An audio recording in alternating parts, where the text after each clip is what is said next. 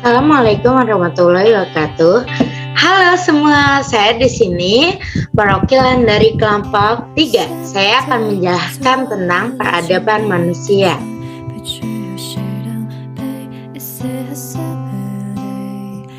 Tunggu ya, sebentar ya.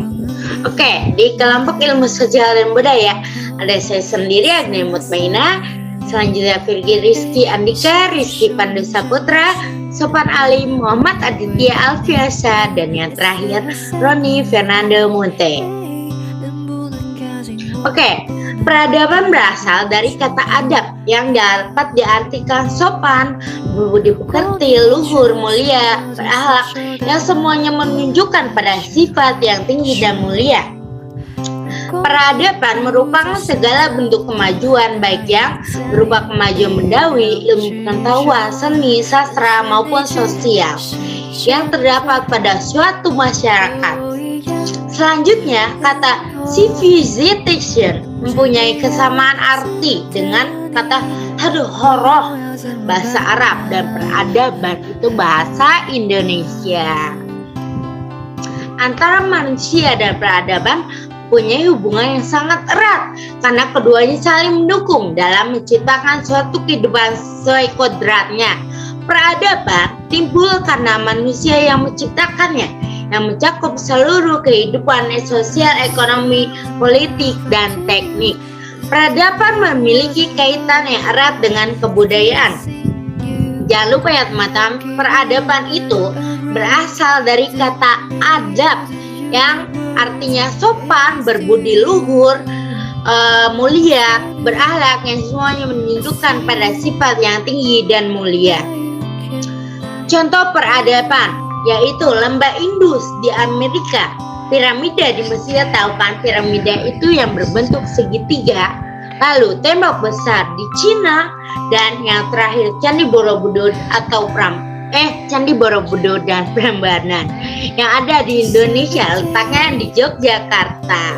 Pasti tahu semua kan? Cukup sekian dan terima kasih. Selanjutnya akan dijelaskan oleh teman saya. Bye bye. Assalamualaikum warahmatullahi wabarakatuh. Perkenalkan, nama saya Sopan Ali dengan NPM 2019 4350 2184.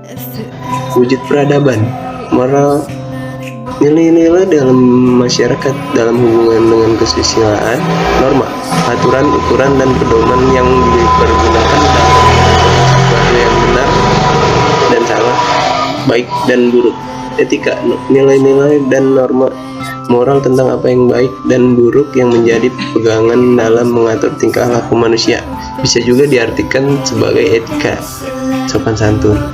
Estetika, berhubungan dengan segala sesuatu yang tercakup dalam keindahan, mencakup kesatuan, unity, keselarasan, balance, dan kebalikan, konstrat. Selanjutnya, aspek peradaban. Manusia adalah makhluk ciptaan Tuhan yang terdiri atas tubuh dan jiwa sebagai suatu kesatuan yang utuh dan yang paling sempurna jika dibandingkan dengan makhluk akal. Berfungsi sebagai alat berpikir dari sumber ilmu, pengetahuan, dan teknologi. Nurani berfungsi sebagai alat ukur, alat berpikir, alat merasa, menentukan kata hati, dan sumber kesenian. Kehendak berfungsi sebagai alat memutus, menentukan kebutuhan, dan sumber kegunaan. Selanjutnya akan dijelaskan oleh teman saya. Terima kasih. Assalamualaikum warahmatullahi wabarakatuh. Perkenalkan, nama saya Roni Fernando Munte. NPM saya 2019 4350 2150. Di sini saya akan menjelaskan tentang manusia sebagai manusia yang beradab dan masyarakat yang beradab. Manusia yang beradab adalah manusia yang bisa menyelaraskan antara cipta, rasa, dan karsa, di mana cipta itu adalah kemampuan pikiran untuk mengadakan sesuatu yang baru. Sedangkan rasa adalah rasa yang diterima oleh manusia itu sendiri. Sedangkan karsa adalah kekuatan jiwa yang mendorong makhluk hidup itu untuk berkehendak. Nah, antara cipta dan rasa dan karsa ini, manusia itu harus bisa menyelaraskannya supaya bisa dikatakan manusia yang beradab. Menurut kalian, pada tahun 2002 menyatakan manusia yang beradab adalah manusia yang mampu melaksanakan hakikatnya sebagai manusia. Manusia adalah makhluk yang beradab sebab dianugerahi harkat, martabat, serta potensi kemanusiaan yang tinggi. Manusia yang beradab juga disebut juga masyarakat madani. Masyarakat madani adalah masyarakat yang dapat membangun, menjalani dan memaknai kehidupannya bersama dengan orang-orang yang di sekitarnya.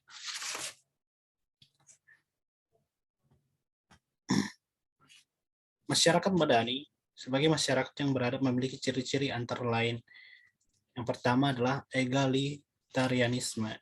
Egalitarianisme ini adalah kecenderungan berpikir bahwa seseorang harus diperlakukan sama pada dimensi seperti agama, politik, sosial, ataupun budaya. Lalu ciri-ciri yang lain adalah menghargai prestasi, yaitu menghargai prestasi manusia lainnya. Lalu ciri-ciri yang lain adalah keterbukaan. Keterbukaan adalah keterbukaan untuk menerima orang lain dalam lingkungannya. Dan ciri-ciri yang lain adalah penegakan hukum dan keadilan sosial. Dan juga toleransi. Toleransi adalah di mana kita dapat menerima perbedaan individu yang lain maupun individu maupun kelompok. Dan juga pluralisme. Pluralisme adalah kita dapat menghargai perbedaan yang sangat banyak di dalam lingkungan kita. Serta ciri-ciri yang terakhir adalah musyawarah. Musyawarah itu adalah untuk menentukan suatu masalah itu dapat dicapai dengan cara bersama-sama atau musyawarah. Masyarakat madani merupakan elemen yang signifikan dalam membangun demokrasi. Salah satunya syarat penting bagi demokrasi adalah terciptanya partisipasi masyarakat dalam proses-proses pengambilan keputusan yang dilakukan oleh negara atau pemerintahan. Saya hanya menjelaskan sampai di sini, sisanya akan dijelaskan oleh teman saya yang lain. Terima kasih.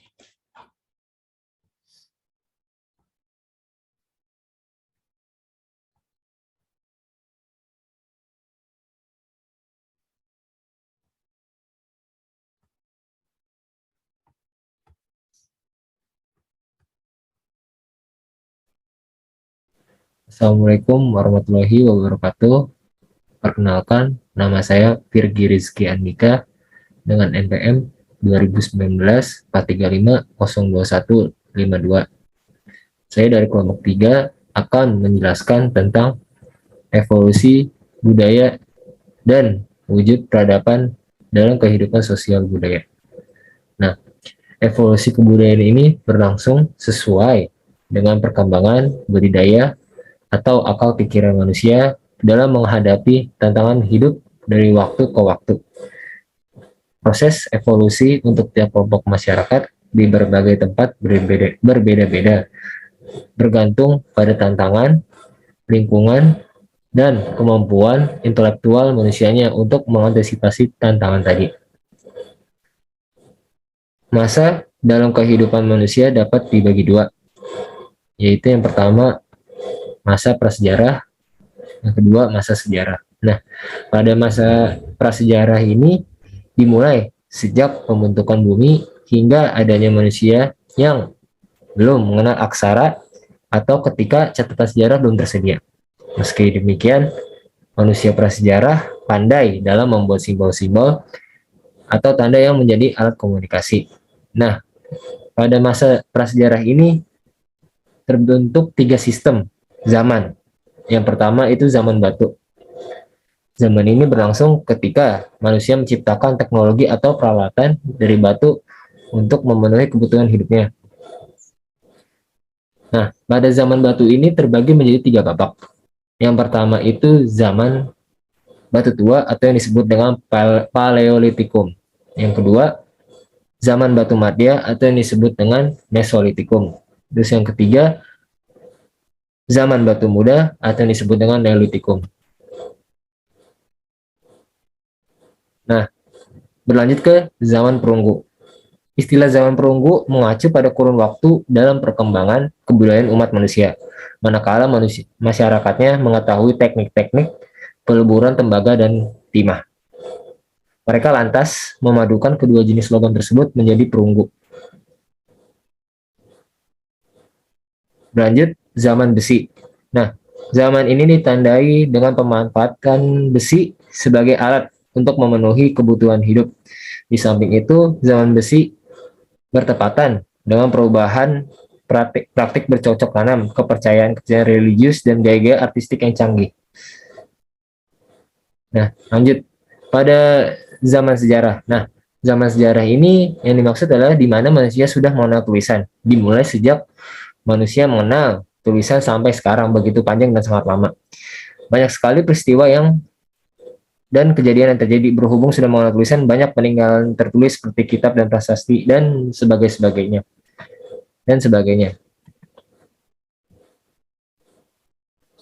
Lanjut, peradaban merupakan tahapan dari evolusi budaya yang telah berjalan bertahap dan berkesinambungan, memperlihatkan karakter yang khas pada tahap tersebut yang dicirikan oleh tertentu dari unsur budaya yang menonjol, meliputi tingkat ilmu pengetahuan, seni, teknologi, dan spiritual yang tinggi. Cukup sekian penjelasan dari saya. Mohon maaf bila ada salah kata. Assalamualaikum warahmatullahi wabarakatuh. Assalamualaikum warahmatullahi wabarakatuh. Perkenalkan, nama saya Rizky Pandu Saputra dengan NPM 201943502182. Di sini saya akan membacakan slide 12 dan 13 tentang problematika global peradaban pada kehidupan manusia.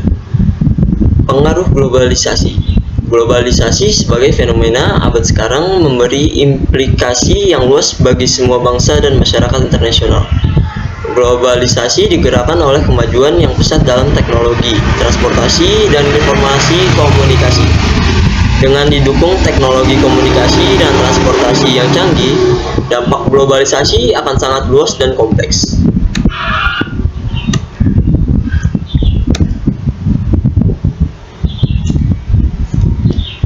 Nah, aspek positif globalisasi.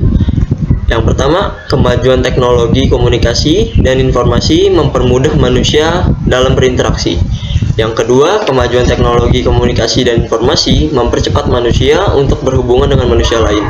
Yang ketiga, kemajuan teknologi komunikasi, informasi, dan transportasi meningkatkan efisiensi. Slide berikutnya akan dibacakan oleh teman saya.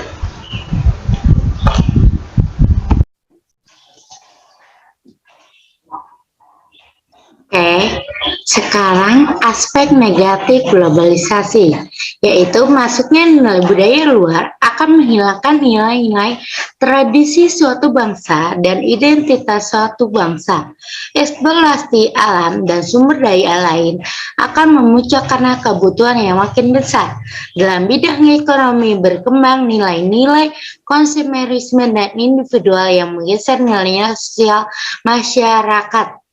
Terjadinya dehumanisasi, yaitu derajat manusia nantinya tidak dihargai karena lebih banyak menggunakan mesin-mesin berteknologi tinggi.